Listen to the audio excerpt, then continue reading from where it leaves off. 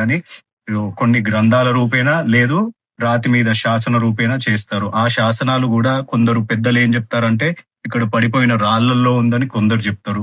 కొందరేమో ఆ రాతిని కూడా పట్టుకుపోయినారు అని వాళ్ళకి ఏం లాభం అది శాసనం పట్టకపోతే? శాసనం అంటే గనక దాని మీద ఏమైనా విశేషమైన ఎందుకంటే అప్పటి 650 సంవత్సరాల క్రితం దేవాలయం కాబట్టి మనకు అప్పటి తరం వాళ్ళు ఇన్ని తరాలు గడిచిపోతున్నాయి కాబట్టి అప్పటి తరం వాళ్ళు చూసిన వాళ్ళు ఎవరు కూడా మనకి ఇప్పుడు సాక్ష్యంగా లేరు.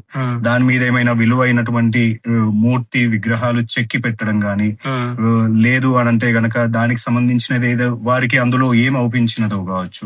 అంటే అపురూపమైనది ఏదైనా ఉంటే గనక ఎక్కడ దొరకనిది ఇక్కడ ఉంది అని అంటే దాన్ని ఎవరైనా విలువైనది ఉంటే పట్టుకుపోతారు. దాని మీద వారికి కావాల్సింది ఏముందో దాన్ని వారు పట్టుకుపోయినారు వారితో పాటుగా.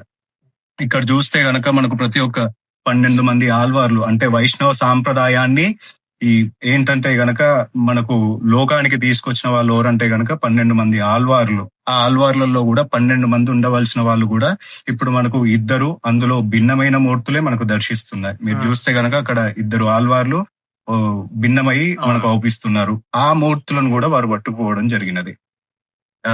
ఇక్కడ మీరు ఈ స్తంభాలన్నీ పడిపోవడం అయితే గాని అక్కడ మనకు ఎక్కడా లేని విధంగా కూర్మావతారంతో వెలిసిన స్వామివారి మూర్తి కూడా మనకు అవుపిస్తూ ఉన్నది. కాబట్టి ఇంకా ఈ రాళ్ల కింద ఎటువంటి అపురూపమైన మూర్తులు ఉన్నాయో కూడా మనకు ఎవరికి కూడా తెలియదు. మరి ఇది క్లీన్ చేసి మరి ఇది చూస్తే ఇంకా తెలియదంటారా? మరి ఇంకా చూస్తే అనంటే గనక ఆ ఆసక్తి ఉన్న వాళ్ళు భవిష్యత్తులో స్వామివారి అనుగ్రహం చేత ఎవరో ఒకరు ముందుకొచ్చి గనక అట్లా స్వామివారు అనుకోవాలి, స్వామివారు ఇది చేసి అది చేయలేదు అననే విషయం లేదు.